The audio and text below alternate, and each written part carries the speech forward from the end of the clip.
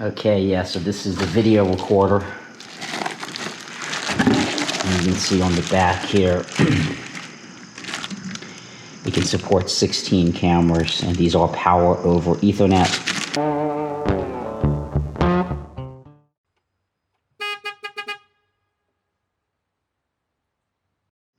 Hey, it's Jason, so I'm here with my new camera setup that I'm going to be using. This is the Lorex 4K Ultra HD camera with the network video recorder. So all of these will be drawing power from Cat 6 cable.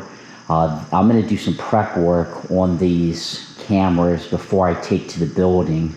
I hope to have them installed fairly quickly after I have ownership of the building.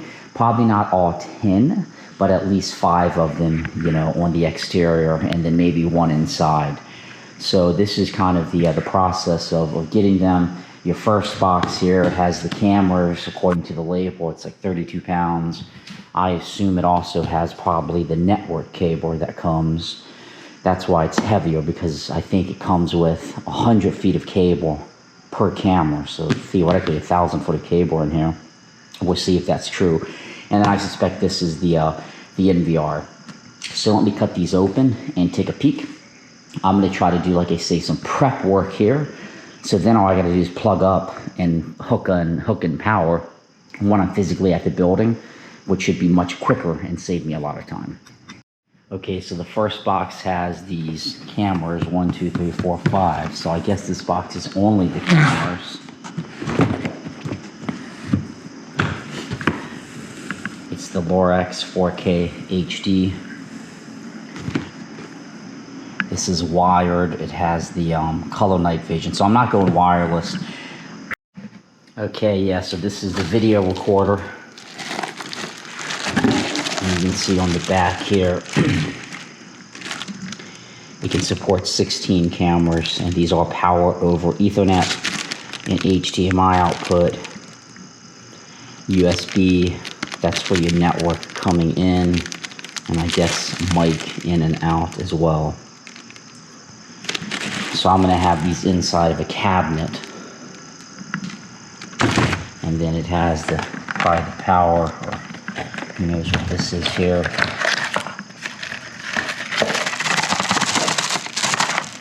A mouse. So it comes with a little mouse, power cable, HDMI, a Cat 6 cable.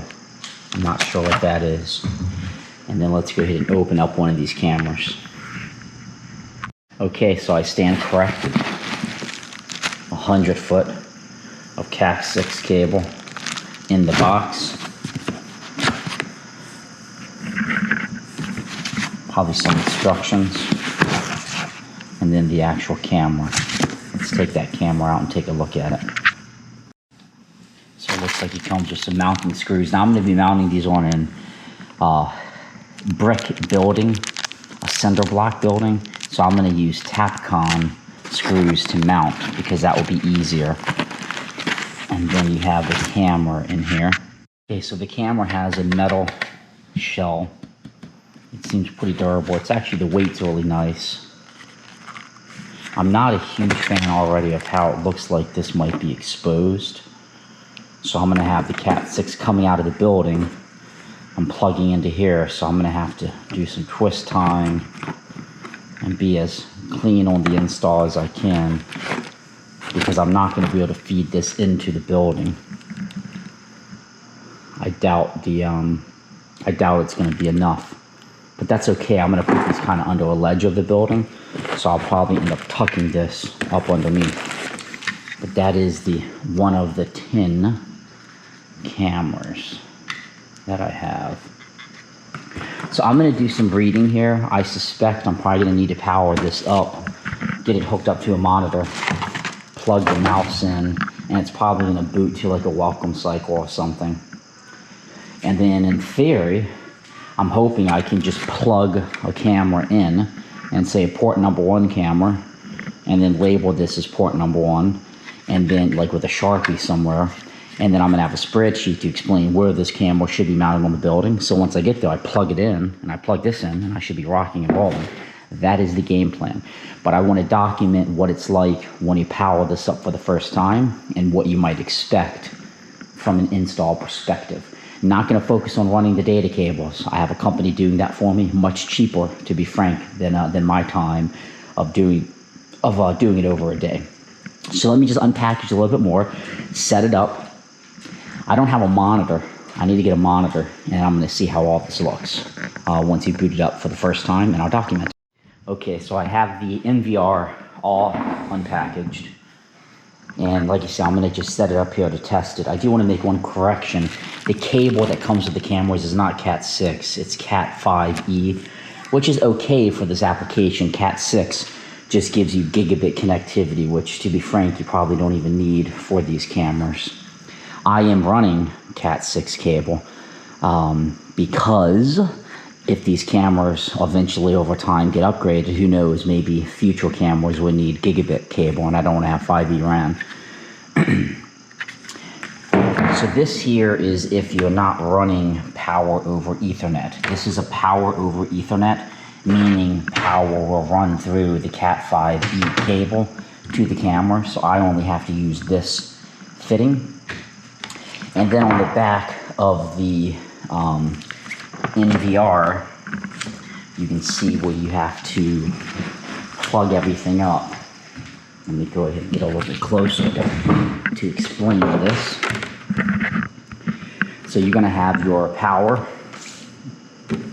This is your little fan. You don't want to put this directly against like a wall or somewhere. You're going to want to keep an eye on it, make sure it doesn't get too dusty after a couple years. But you want good ventilation, good circulation. All of your power over Ethernet ports. Wasn't sure what this was initially, the green section. But this is ultimately if you have a, they were saying like an alarm or something. It's an alarm block. So I guess you can trigger if a sensor goes off to start recording or do something. I'm not quite sure. You have a VGA and HDMI hookup for the monitor.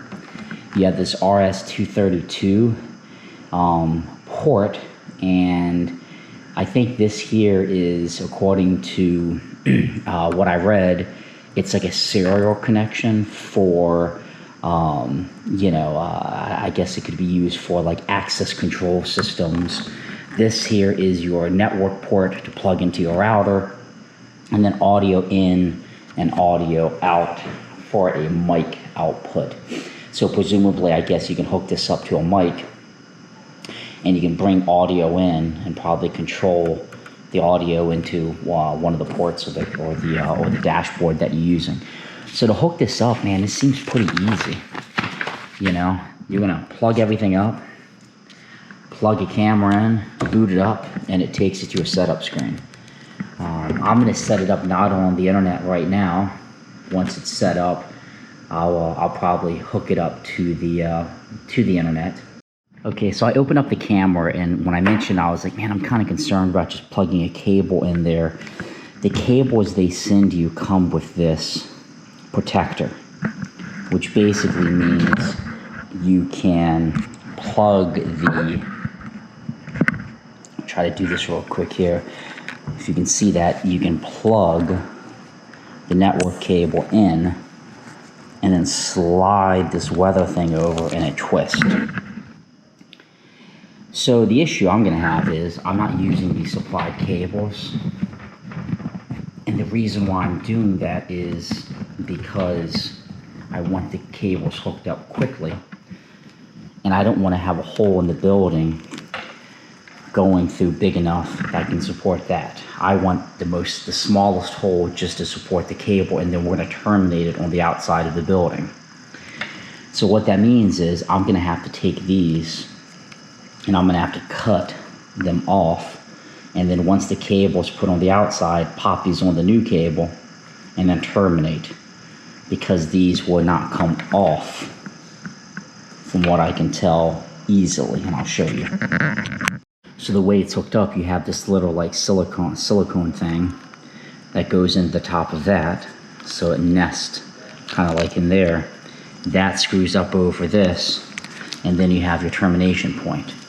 So even if I get the Cat 5 terminator out of this and this, I still will have this. Well, I guess that pops off, so maybe, let me try. Maybe I won't have to cut this cable. Maybe I can slide it right off. I didn't realize that was split like that. So they were smarter than I was, because look at that. You can just go ahead and slide it out. If you look inside here, there's a specific notched area that it fits, and it will slide right out. So I guess sometimes people think about this.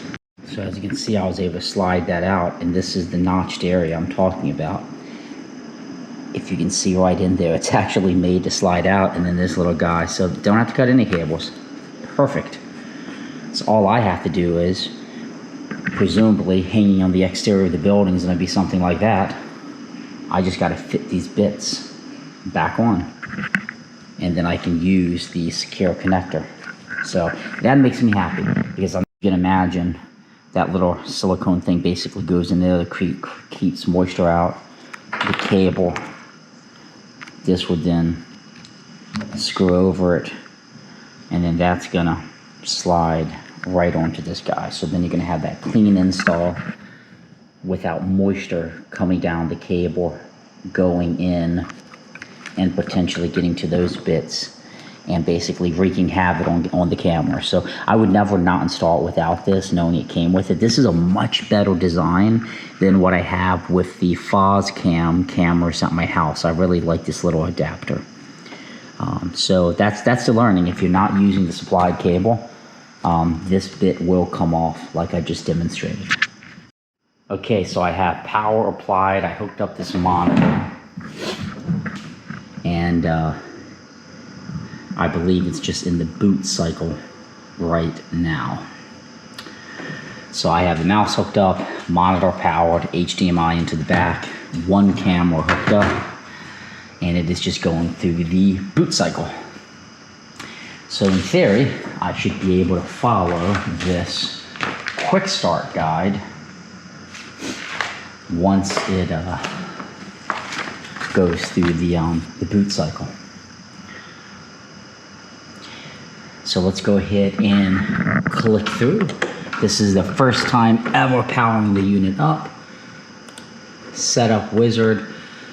I'm gonna do local setup just because I do not have internet here right now. I'll set up some usernames and passwords. So it doesn't, you don't hook a keyboard to this, so I guess you use this little screen here. So let me go ahead and type my password in. So I'm hoping I'm going to be able to configure it for network a little bit later. So before mounting your cameras, connect them to the recorder. Okay, it's connected. At least one of them is. Cameras may take a few minutes to do here on screen if some of your cameras are not connected. And look at that, already I have a camera showing up. And this is a 16 channel, so I have one of 16 because I only have one plugged in. So I'm not sure if I should hook all of them up right now. I got to imagine I don't need to hook all of them up. I can just add one. Now mount your cameras. Once you finish, return to the wizard. Okay. Time zone. Date. Today is October 10th, and it is 8:55. Enable date, location, business. So you just go through, it looks like this setup here. Name your cameras. So this is why I want to be very methodical about the cameras I have set up. So it looks like you may actually want to have all of them hooked up. So I'm going to go ahead and unpackage everything, and I am going to hook all of these cameras up. Actually, doing some Googling, it looks like I can just set this up one camera at a time, which is what I'm going to do. So I've named my channel 1 front exterior. apply it, display the camera name, yes. So then what I need to do is have a spreadsheet to say whatever goes into port number 1 on the NVR is the front exterior camera. You can configure schedules and everything in here. So pretty cool what you can do. I'm doing continuous the entire time. Motion areas. It's doing the whole thing. You can, I guess, check specific areas. I'm going to do the entire frame, just clicking and dragging.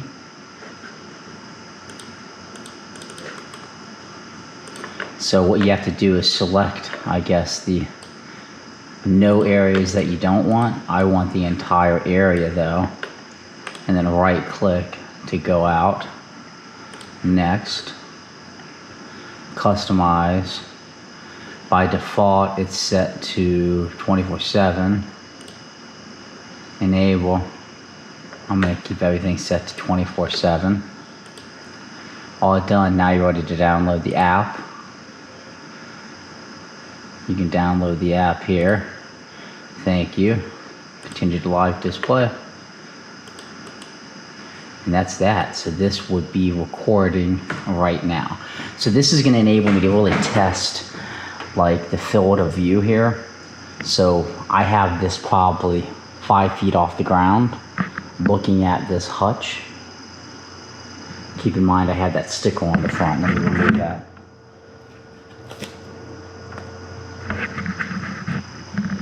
So it gives you a good idea. There's another sticker on it.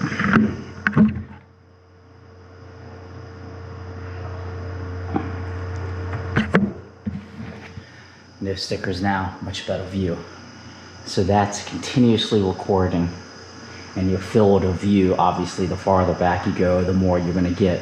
But that will give me a really good idea of what I'm working with. So what I can do is, I'm gonna take another camera, I'm gonna plug it up to port 2, and I'm gonna see if I can't configure it one by one. So you can do all kinds of cool things. So I just laid the camera down and you can see the quality. I think it's a really good quality. There's absolutely no delay. And then with your mouse, just right click, go back to main menu. But you have all kinds of events that you can set up. You can configure it on the network. So I can in fact configure this on the network. It is going to use a port, so I'm probably going to have to open up a port on the firewall, which I'll sort when I'm there. Camera resolution, that looks all good to me. I'm just trying to figure out how I would add another camera. And it looks like you would probably do it from in here, is what I'm thinking. Probably by like device search or something. Oh no, add. Just click add. Exit that and then click add. So let me hook up another camera. Okay, so I just plugged another camera in. I'm gonna say add. And I'm curious to see if it detects the other camera.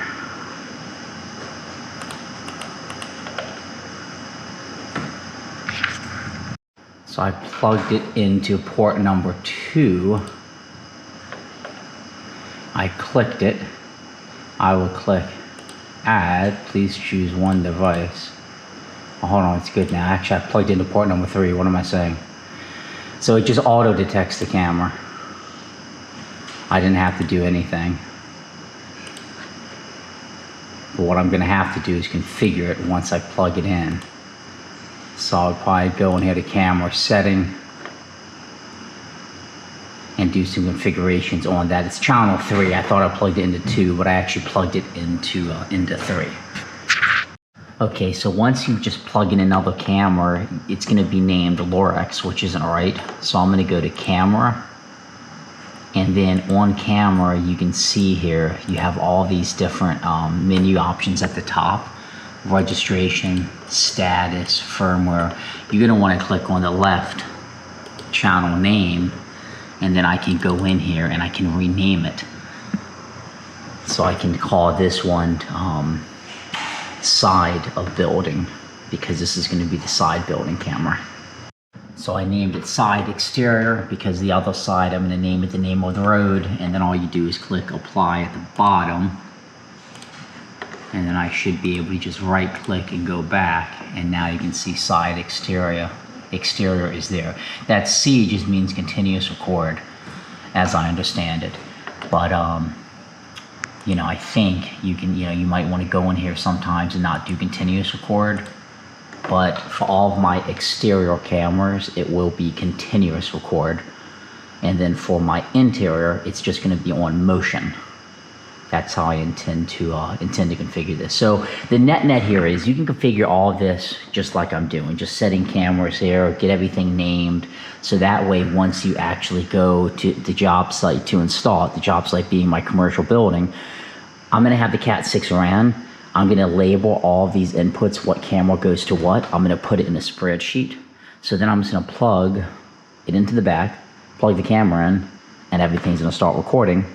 And then I'm just going to have to go ahead and configure the Wi-Fi, which you can do fairly easily from within here. You know, it does not look like it's going to be difficult to do. I am going to have to open up a port, but they give you this whole guide on configuring it. So I think that's going to make your life much easier. Okay, so an important learning here. For some reason, I started to think that the NVR controlled what the camera was doing plugged into the port. So I was kind of like, well, if this is plugged into port 1 and I'm calling it the front exterior, doesn't matter if I plug another camera into port 1, would it take settings from the NVR? I just started, you know, thinking that. That's not the case. So if you're doing this remotely like I'm doing, you're going to want to label this camera. I'm going to put a little number 1 on it, and I'm going to know it goes to port number 1, and I'm going to know it's for the front exterior. I validated this because I took port number 3 camera, plugged it into 5, and it maintained the settings from port number 3. So the settings obviously are stored on the camera. The NVR is just storing the data and allowing you to configure the camera. So I have a spreadsheet, the NVR port number. I'm going to have one that says camera port number. It's going to be the same, 1 to camera 1. And then I'm going to have what the camera is and what the setting is. So once I configure all of this, because I'm configuring like motion settings here and everything, so I don't need the exterior or side camera recording 24/7, only if there's motion and that sort of thing. So have a spreadsheet and make sure you're documenting it and configuring it all. One issue I'm having though is this side camera goes from motion to continuous. It flips back and forth. So I got to sort why it's not staying on motion, because it should only be recording on motion. It was motion, now it's continuous, so it's going back and forth. I think I'm going to have to call tech support because according to the documents, it is set up properly. Okay, so the customer service is pretty awesome. They answered the phone. It's what, 7 p.m. Eastern time. They answered the phone within like a minute. I spoke to somebody that spoke very good English and was awesome to guide me. So when I mentioned the issue I was having was everything was just recording constantly, it has nothing to do with what I thought. I thought when you go into main menu and you go to camera, type MD, like I thought that would like only record. I thought that would only record on motion, but that's not the case. So you can see here, my channel 1 camera is no longer constantly recording, but my channel 9 has that little C and it's just recording constantly. What you have to do is set up a schedule. So you have to go in here to main menu, you have to go to storage, and then you have to go to schedule. And you can see that I'm only going to record channel 1 every day of the week, 24 hours a day, if there's motion or smart detection. Now this camera does not have smart detection, so that doesn't apply, but motion. But remember, if you go to channel 9, continuous is selected, as well as motion, and as well as smart detection. So the only way to stop it from recording continuously, I'm going to select all the days right here, and then you have to drag the green over and eliminate it, and then you have to go down here and click apply. So now it will only record on motion detection, which is exactly what I want. And then I go back, and you can see it's no longer saying record. So I'm sure that was covered in the documents. I just was having a hard time connecting all the dots. But you need to make sure your motion zone is set up. So if you set that up and you're like, hey, I'm waving at the camera and it's not recording, you have to right click again, go to main menu, go to events, select motion detect, channel 1, make sure it's enabled. Let's do channel 9. It's enabled as well, but you have to set up the region. So you click set. Red means it's recording.